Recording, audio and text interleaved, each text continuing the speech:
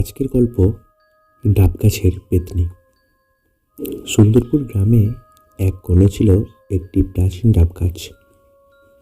গাছটি এতটাই বিশাল আর ছড়ানো যে গ্রামের লোকেরা বলতো এটা শতবর্ষের গাছ। তবে এই গাছের সাথে জড়িয়ে ছিল একটি ভয়ের বিষয়। শোনা যায় রাতের বেলা গাছের নিচে বসলে কারোর কণ্ঠস্বর শোনা যায়, আর কেউ গাছের ডাব চুরি করতে গেলে নাকি আর ফিরে আসতে পারে না। গল্পটা শুরু অনেক বছর আগে।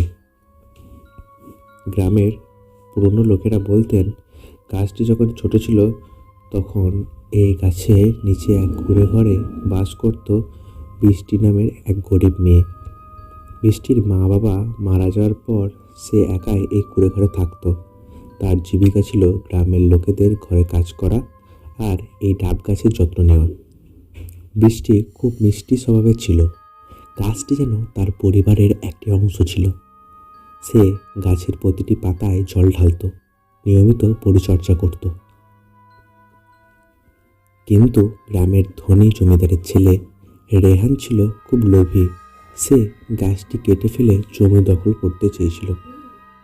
একদিন রেহান তার সাঙ্গপাঙ্গদের নিয়ে এসে বৃষ্টিকে হুমকি দিল। কিন্তু বৃষ্টি গাছের কাছে হাত জোর করে কাঁদতে কাঁদতে বলল, এই গাছ আমার বেঁচে থাকার একমাত্র সঙ্গী। এটা কাটলে আমি আর বাঁচব না। রেহান তার কথায় কান না দিয়ে গাছটি কাটার আদেশ দেয়। গাছের প্রথম কোড়াল পড়তেই এক ভয়ানক ঘটনা ঘটল। আকাশ কালো মেঘে ছেয়ে গেল, বাতাস প্রবল হয়ে উঠল।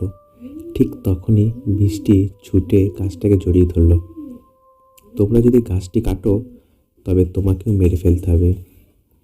রেহান নিষ্ঠুরভাবে গাছের দিকে এগিয়ে গেল, আর তখনই গাছের নিচে বৃষ্টি প্রাণ ত্যাগ করল। বৃষ্টির মৃত্যুর পর থেকে গাছটি আর স্বাভাবিক ছিল না। গ্রামের লোকেরা দেখতে পেল রাতের বেলা গাছের ডালে সাদা পোশাক পরা একটি মেয়ের ছায়া দোলা দেখা যায়। কেউ ডাব পাড়তে গেলে রহস্যজনকভাবে তার উপর অদৃশ্য শক্তির আক্রমণ হতো। কিছুদিন পর রেহানকে গ্রামের লোকেরা আর খুঁজে পায়নি। গ্রামের লোকেরা ভয় পেয়ে আর গাছটির কাছে যেত না।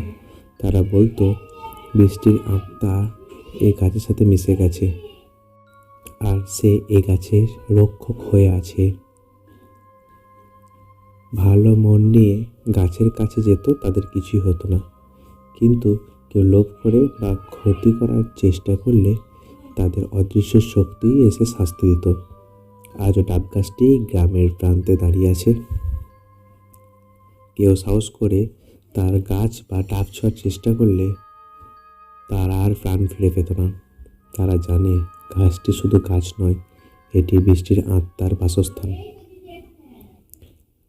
গল্পটি কেমন লাগলো কমেন্ট করবেন এবং একটা লাইক করবেন। আরও এরকম নতুন নতুন ভূতের গল্প শুনতে চ্যানেলটিকে সাবস্ক্রাইব করবেন।